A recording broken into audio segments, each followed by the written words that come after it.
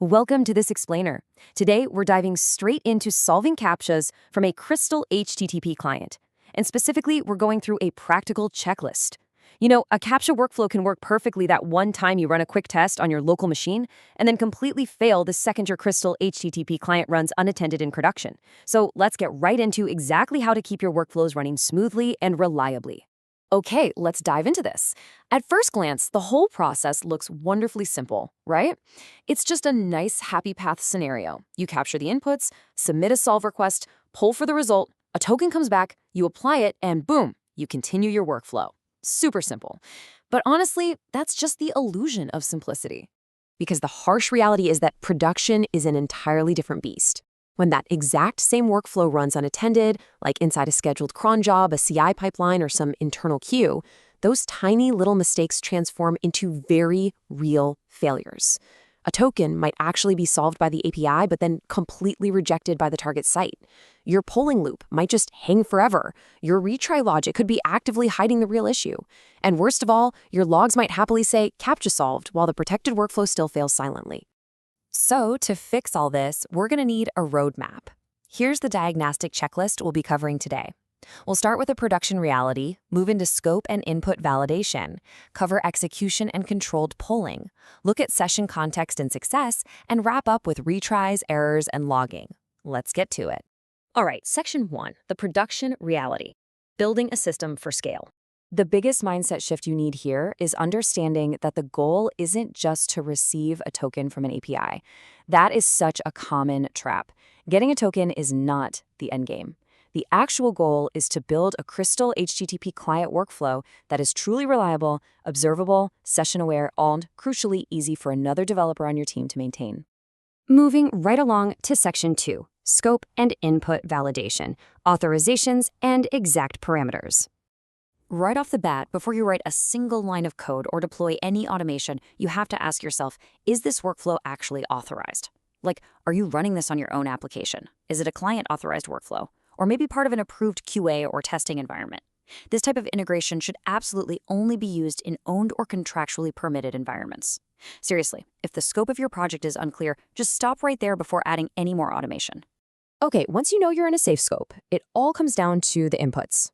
Believe it or not, most CAPTCHA failures start right here with bad request data. Before your client submits a solve request, you absolutely must validate values directly from the live page HTML or the network request. Pull exactly what's required: the site key, page URL, action value, maybe proxy details. Don't guess, don't ever reuse stale values, and definitely don't send extra page data just because it happens to be available. Just send what the CAPTCHA type specifically needs. All right, section 3. Execution and controlled polling, managing the API and timing loops.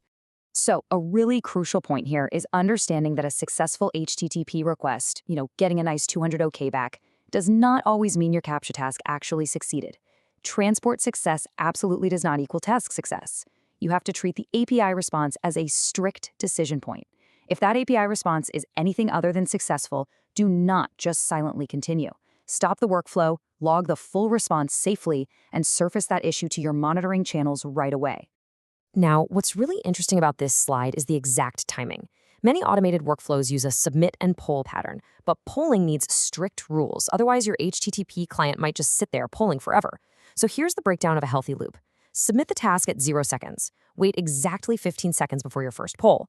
After that, check in with a 5-second polling interval cadence. And finally, you need a hard maximum polling duration of 120 seconds.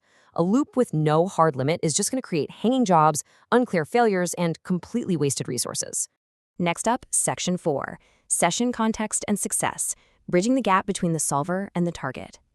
If your token is solved but rejected, you really have to stop and ask yourself, are the cookies, headers, and the HTTP client state perfectly preserved? See, a solved token is usually tied to the exact request context that triggered the original challenge. If that challenge starts in one browser context or IP, but you apply the token somewhere else, the downstream verification is going to reject it. Honestly, mismatch sessions are the absolute most critical cause of post-solve rejection. To manage this effectively, you have to separate your tracking outcomes.